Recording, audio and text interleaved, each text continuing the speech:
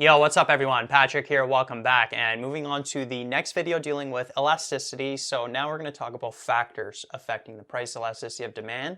And to do a quick little recap, basically the price elasticity of demand is how much quantity demanded changes with a change in price, or how sensitive consumers are to price changes. So the more that quantity demanded changes with a change in price, the more elastic a certain good or service is, and the less that quantity demanded changes, the more inelastic that good or service is.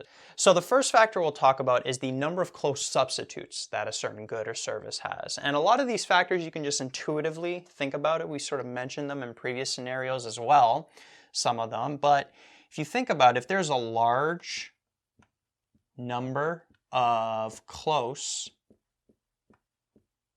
substitutes, then what would happen, let's say you have a good or service and there's a lot of competition around, there's a lot of substitutes around, and what if you increase your price? And these substitutes are providing pretty much the same service that you are providing, then what's going to happen is your quantity demanded is going to go down. Everyone's going to go to the competition. So if there's a large number of close substitutes around, then the higher the elasticity of that good or service, right? The more sensitive consumers are to those price changes. And if there's a small number of close substitutes,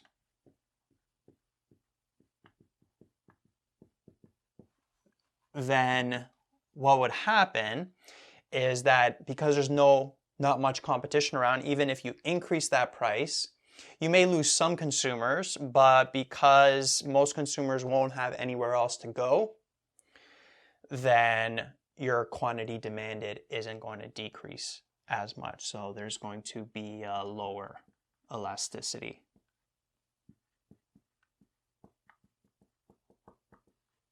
In this case, with a small number of close substitutes. Now, the second factor is the time consideration.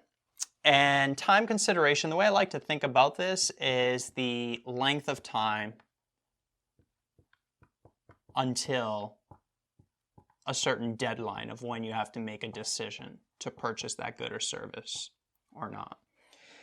And basically, the longer the time consideration, or the longer till that deadline of where a consumer has to make a decision to purchase a certain good or service, within that time, they can shop around in the market and look for certain substitutes.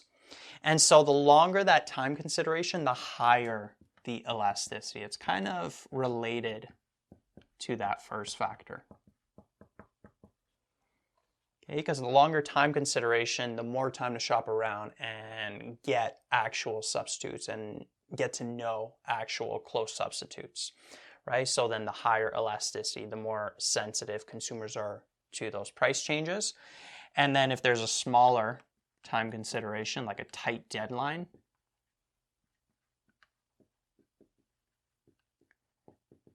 then that good or service is going to have lower elasticity,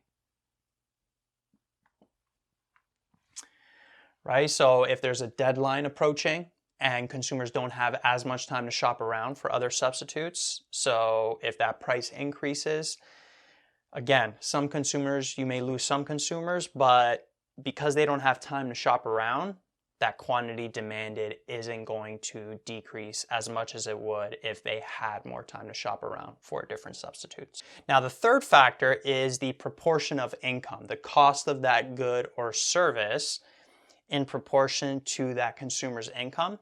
So if the cost is a smaller proportion of income, then what's going to happen? So if, let's say, a pack of gum costs $1 and then the price goes up to $1.05,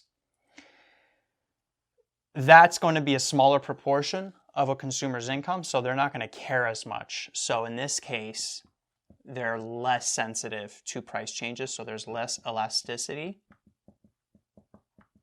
in this case. But a higher proportion of income, so notice that from $1 to $1.05, that was a 5% increase. Okay, but let's say that you're buying a home for $500,000. And then the price of the home gets jacked up by 5%, so it would go up to what, $525,000? Well, for most people, $25,000 for the average person is a significant proportion of their income.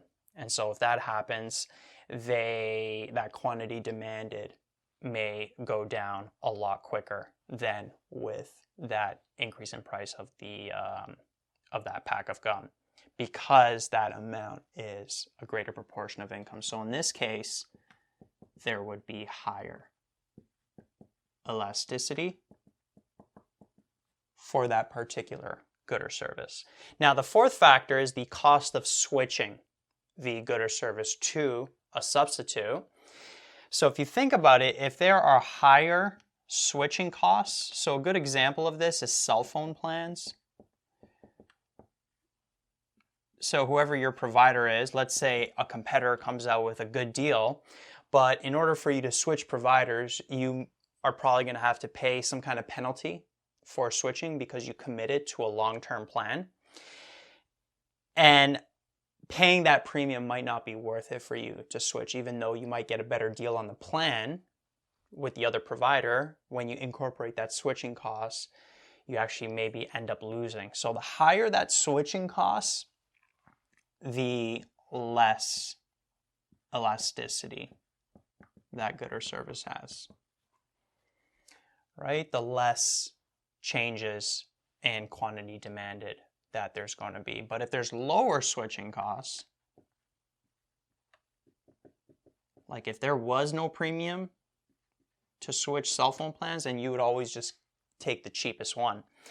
So the lower switching costs, if there's lower switching costs, then there's higher elasticity.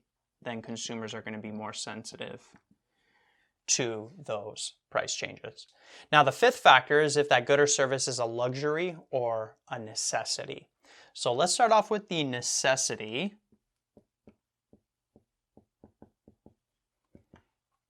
If a good or service is necessary for people, like food, so let's say that there's food around that costs $10 and it's the only source of food, and then the price doubles to $20. And again, there's no other substitutes around. Let's just take that extreme case. If that price increases, doubles, right, that quantity demanded is not really going to change if that's the only source of food, because people need food to survive. It's a necessity. And so if something's a necessity, then there's less elasticity if we keep all the other factors constant, right? Versus if something is a luxury, it's not particularly something that people need. And so if the price doubles of a luxury, then there's less people to partake in that luxury. And so a luxury is going to end up having higher elasticity. Right, so a lot of these factors you can kind of just intuitively think about. Just think about what's going to happen when these factors are presented, when the factors change. How sensitive are those consumers going to be to price changes?